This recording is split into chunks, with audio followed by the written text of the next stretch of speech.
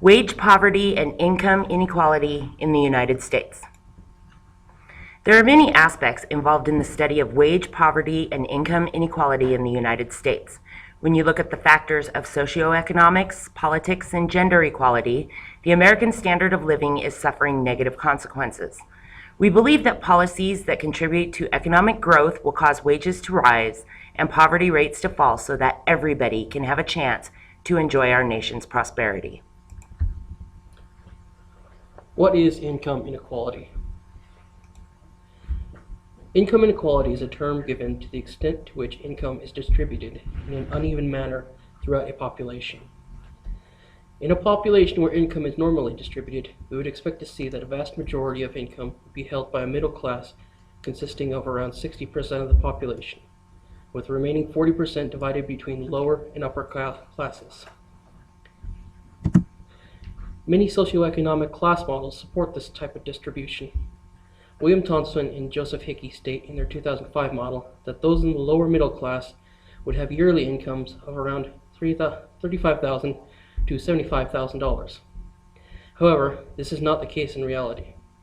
Since the 1970s, the increasing gap between the richest and poorest sections of the population has increased steadily and continues to increase every year. Census data taken in 2011 shows a dramatic skew to incomes in the United States, with a large majority of American households found on the lower end of annual income, and a few but disproportionately wealthy households at the opposite end. This uneven distribution of income can cause several major detrimental effects in many areas of society. The median household income is a value where half of the population makes more than that amount, and the other half of the population makes less than it. This theoretically should be the center of the middle class. However, as the gap between the richest and poorest sections of the population grows, the median household incomes for families shifts towards the left, creating a lower median household income. Usually, median household income is tied closely to the GDP and increases when it does. However, while GDP continues to grow, median household income peaked in 1998 and has been decreasing yearly, with only a small recovery in 2006. As of 2011, the median household income was $51,000. As GDP rises, some inflation occurs, and as a result, the price for goods and services increases along with it. However, this increase, when coupled with a decrease in household income, creates a decrease in an individual's purchasing power. Consumers who are no longer able to afford as many non-essential goods and services as before begin to restrict their purchases.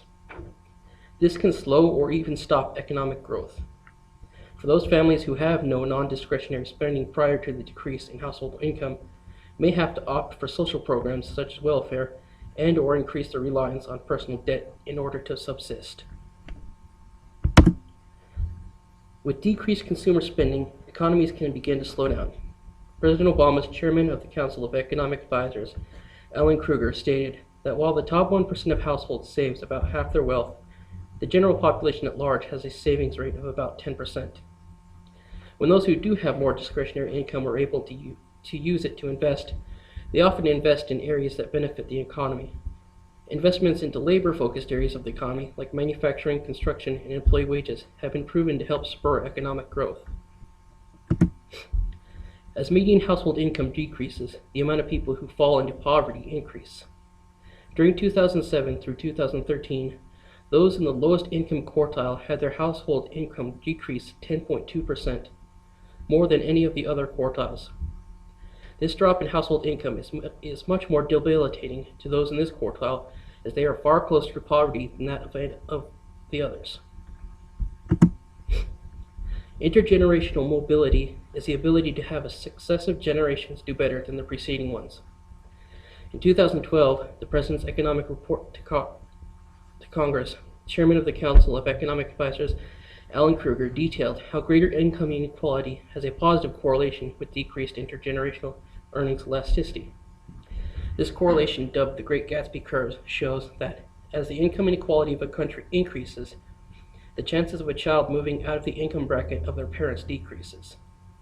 This in effect locks successive generations into income brackets and prevents social mobility. Without the ability to grow economically, these children, when forming families of their own in the future, fall into the social class of their parents and thereby widen the gap for other social classes. So, the American Dream. I wanted to talk a little bit about the American Dream and what it means to you and what I thought it meant to me. Originally, I thought that just meant home ownership, and as I thought about it, I thought the American Dream probably meant that if I worked hard, I had the ability to prosper and move up in standing and wealth. I chose to focus on blue-collar workers, partly because I've been a blue-collar worker my whole life and come from a long line of family history of blue-collar workers. And they seemed to be grumpy to me. They worked really hard and they kind of begrudged their wage, and I wondered, was it always this way, or was the blue-collar worker more successful in the past? Some of you might recognize this slide. That's the Cleavers, and I don't know what Ward Cleaver did for a living necessarily, but this picture kind of symbolizes the environment of the day and the success that blue-collar workers may have had. GM and other companies like it became iconic symbols of American strength and the economy at the time. At that day and age, a person could come right out of high school and support his wife and family and have benefits and retire pretty easily with those same benefits.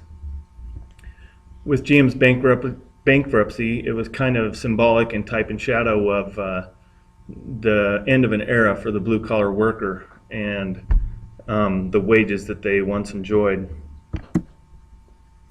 During the last recession, 6 million jobs were lost, and 70% of those were by blue-collar workers. So there's been about a 20-year drop in blue-collar wages that have been coming down. Julia Isaacs of the Brookings Institute says that between 1974 and 2004, wages fell in men ages in their 30s fell by 12%. In the past, blue-collar workers had a lot more political clout. They came to the polls in greater numbers and were able to drive political campaigns. But lately, like with Sarah Palin and people trying to appeal to Joe Sixpack, if you will, they just weren't showing up at the polls. They felt disenfranchised by both parties, feeling the Republicans aren't giving them anything and not really relating to some of the Democrats. Blue-collar workers, in my opinion, share some of the blame for their own demise with the unions, and they push such heavy demands on these big companies that the company can no longer sustain those demands. I found this cartoon and thought it was pretty fitting but sad at the same time. The CEO makes $9.6 million a year, which they say is a median CEO pay for a large company. And he makes 4 rest stops a day of just 1 minute each. And during that year that he does that, he makes 4 times as much standing at the urinal taking a leak as a guy making minimum wage makes all year long. Last year I took a sociology class, and I always knew that there was a differential in income, that my parents made less than some and people make more than others, but I had no idea to the extent. I found this graph that just shows the top 1% and probably the rest of us down here in the blue and yellow lines. As inequality rises, like Matt talked about, there's problems that happen with the economy. This parable was kind of given in a story I read. There's 2 children, both with the same potential, like with IQ and everything. One born to the top 1% and the other to the bottom 20. The one child to the top 1% is read to, coached more, mentored, and has role models of success. Their hard work pays off. Whereas the other child, his role models work really hard but don't seem to have much success. And the problem is the second child doesn't really have a lot of motivation or ideas of how to become successful. This is a graph or a map by Chetty, and it's also like what Matt was talking about, the mobility and the ability to move income brackets and change your position in life. And this is pretty interesting. It's segregated a lot on the right half of the country. And they said that race and everything was not taken into consideration in this. So there's plenty of mix to go around, but it is segregated in, seems like the eastern half of the country more. But even at best, your likelihood of moving income brackets is 17%, which just isn't that great. So the American dream, does it really exist, such a mythical creature? And if it does, how can we realize more of that for more Americans?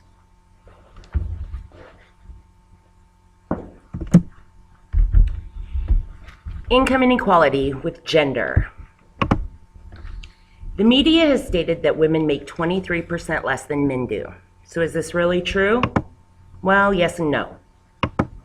When you look at the ratio of women to men's earnings in 2009, annually women earn 77% of men's wages, while weekly women earn 80.2%, and the percentages haven't changed much over the years. And according to a chief economics from the Department of Labor, a typical 25-year-old woman working full-time would have already earned $5,000 less than a typical 25-year-old man. If that's not corrected, by age 65, she will have lost hundreds of thousands of dollars.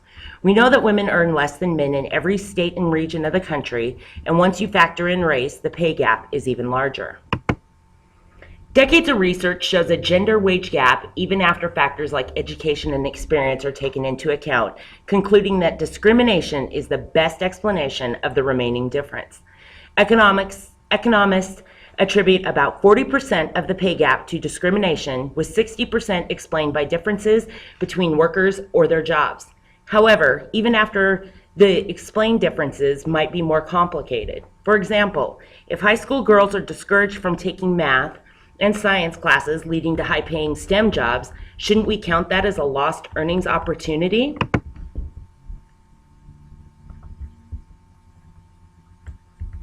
And no matter what degree women seek in college, there is still a discrepancy in pay.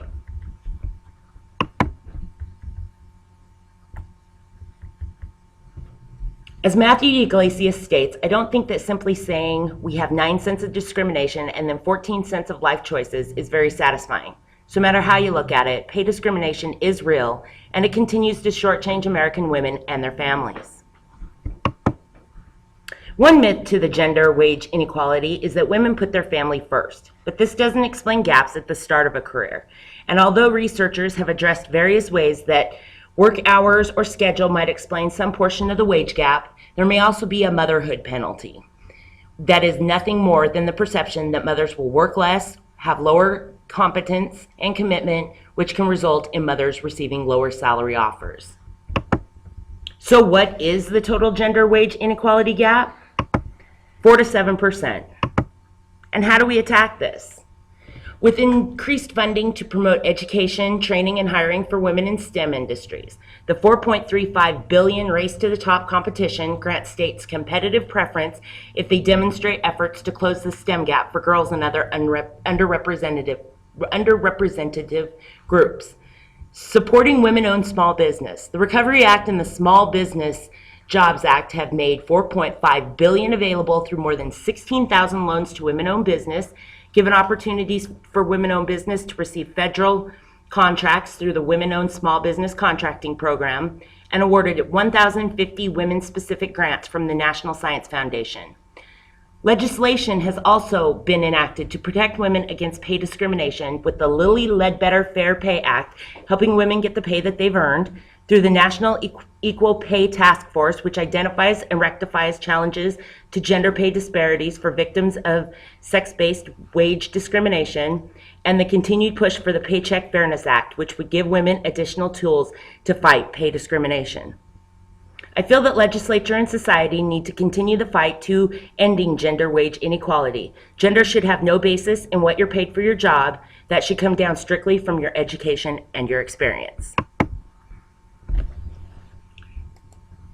So in my part of the presentation, I want to focus on solutions. And to me, the most obvious solution to and what I chose to focus on was economic growth and how it affects poverty rates, the number of people coming in and out of poverty. And just a quick definition of GDP, it's the broadest economic measure. It's the value of all goods and services produced by consumers, government, and businesses, plus net exports and imports. It's generally considered the best measure of an economic health, and a recession is 2 consecutive periods of negative economic growth. And what I will attempt to show you is here as I'll analyze change in GDP as a driver for change in poverty rates. This particular graph here is kind of what I based everything on here. The top graph is the number of people in poverty by millions. And as you can see, this particular graph starts out around 1960 and goes all the way to 2013. And as you can see, through different periods of time, the number of people going in and out of poverty has risen and fallen. And so what I want to do is I want to take a look at those specific time periods where it's falling and specific time periods where the number of people in poverty is increasing, and find out exactly how the economy was growing at that time to research this. And so the first time period that I want to look at is the time period from 1960 to 1969. And this particular graph right here represents the economic growth, the change in economic growth from the preceding period. The higher the graph, the more rapid the economic growth. If the bar falls below this line right here, that means that the economy is shrinking and most likely in recession and negative growth. And so from 1960 to 1969, things were going pretty good. The economy was clipping along and doing pretty well. During this time period, there was a 15 million person decrease in poverty. The average quarterly GDP growth was 4.48%. Now, GDP growth alone, I know, doesn't explain all the factors of poverty rate changes, but other things going on in society at that time is very low unemployment rates. Which contributed to rising wages during that time. And also, President Johnson introduced the Great Society with specific programs aimed at fighting poverty, which were Medicare, Medicaid, food stamps, Job Corps, and Head Start. Now, in the period from 1970 to 1982, I thought this was a period where poverty rates were increasing, and this is what the economic growth looked like during the period. Lots of periods of negative growth, and when the economy was growing, it really wasn't growing very fast. And so this time period from 70 to 82 saw a 10 million person increase in poverty. Average quarterly GDP growth was 2.6%. And other factors during this time period, as there was some very sharp and severe recessions, and inflation was a factor. People's purchasing power was decreasing. From 83 to 89 is the next period I looked at, and this was a time period when the number of people in poverty fell. And as you can see here, there was no negative economic growth. Growth was all positive, and it was a time of actually pretty good economic growth. And it saw a period of 3.5 million people managed to rise above the poverty rates. And so during this time period, average quarterly GDP growth was a little over 4.5%. Other factors during this time period is inflation was brought under control, and there was falling unemployment rates. From 90 to 93, this is a short period, but I found it interesting. During this time, there was a pretty bad recession in 91, and the number of people in poverty increased by 8 million during this time period, and GDP growth was just a little over 2%.